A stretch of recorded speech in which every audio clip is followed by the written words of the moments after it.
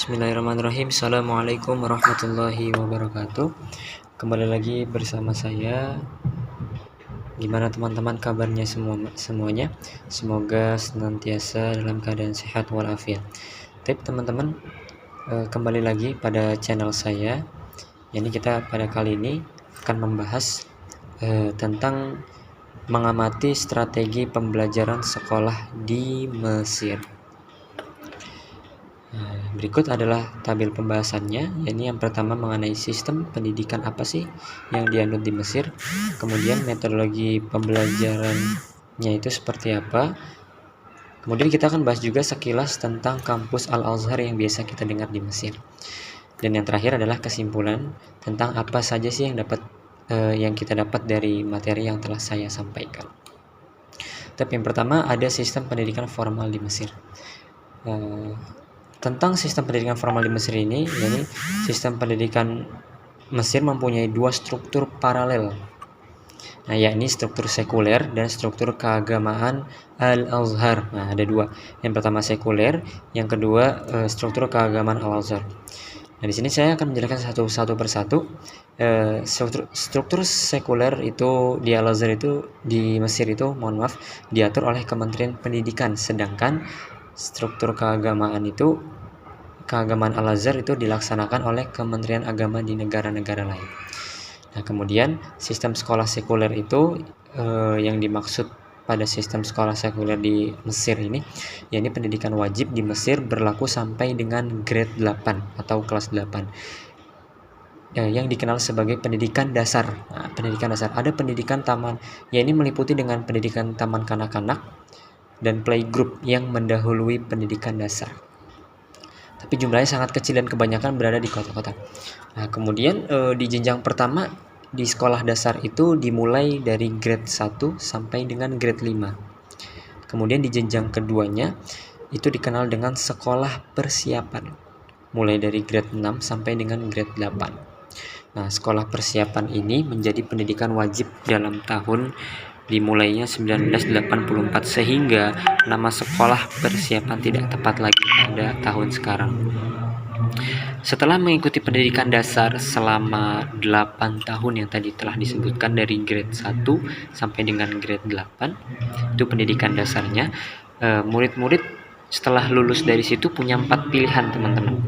4 pilihan, yakni yang pertama tidak bersekolah lagi, yang kedua memasuki jenjang selanjutnya, ini sekolah menengah umum, atau di jenjang selanjutnya ada juga memasuki sekolah teknik menengah yang kurang lebih ditempuh selama 3 tahun, dan atau ada pilihan lagi memasuki sekolah teknik yang 5 tahun. Nah, pada sekolah umum tahun pertama, kalau pada sekolah menengah umum tahun pertama, ini grade 9 adalah kelas pertama. Grade 9 itu merupakan kelas pertamanya. Nah, kemudian pada grade 10 murid itu harus memilih dua bidang, yakni ada bidang sains dan non-sains. Nah, bidang sains dan non-sains. Nah, mungkin kalau kita tahu di Indonesia itu sekolah-sekolah menengah itu ada dua ya.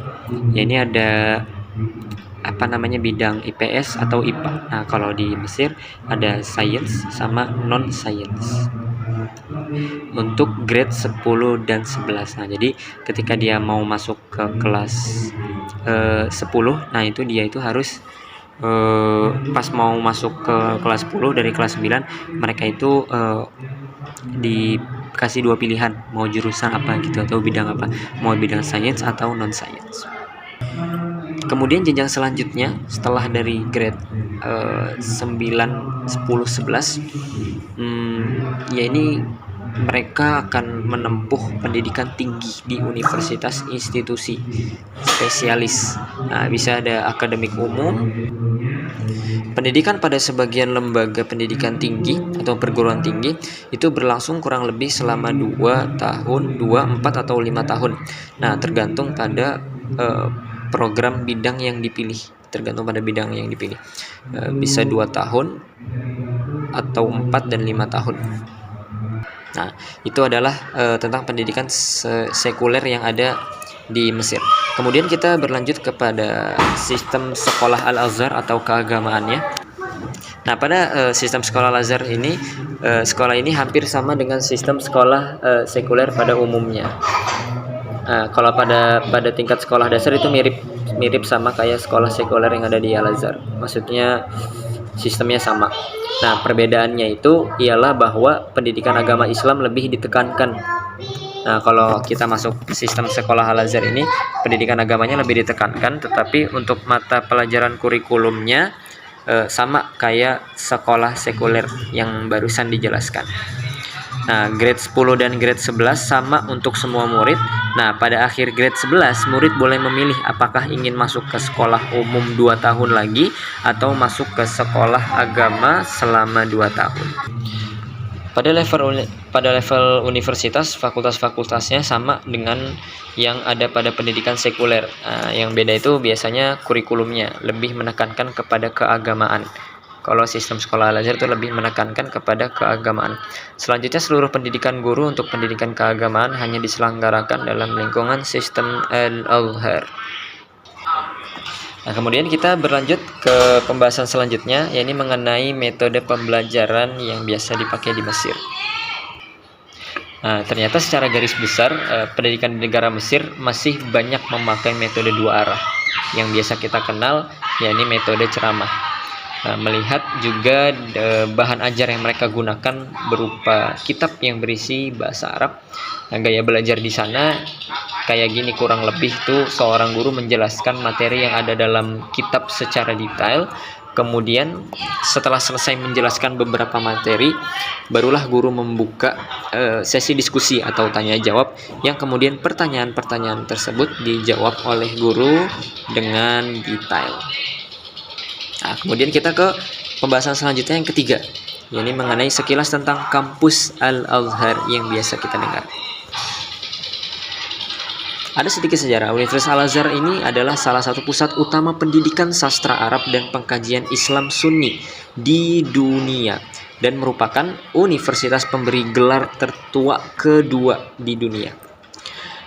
Jadi Universitas Al-Azhar ini juga gelar tertua, punya gelar universitas tertua kedua di dunia. Nah, universitas ini berhubungan dengan Masjid Al-Azhar di wilayah Kairo kuno. Saat ini misi Universitas Al-Azhar antara lain adalah penyebaran agama dan budaya Islam. Untuk tujuan ini, para sarjana ulama Islam ulama mengeluarkan maklumat atau fatwa untuk menjawab berbagai masalah yang ditanyakan kepada mereka dari seluruh dunia Islam Sunni mengenai perilaku individu atau masyarakat muslim yang tepat.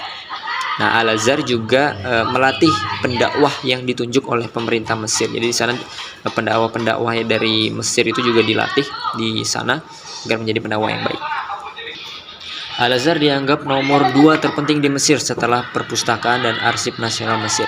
Al-Azhar yang bermitra dengan ITEP, yaitu suatu perusahaan teknologi informasi di Dubai pada bulan Mei 2005, dengan membawa misi untuk memberikan akses online kepada masyarakat atas seluruh koleksi manuskrip langka bersejarah yang pernah ada di Mesir.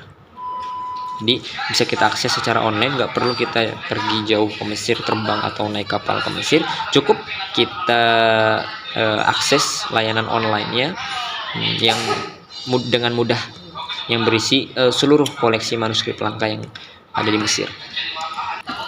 Oke, dari pembahasan yang telah kita bahas tadi, kita dapat tarik kesimpulan bahwa Mesir merupakan salah satu pelopor pendidikan di dunia, khususnya pendidikan Islam.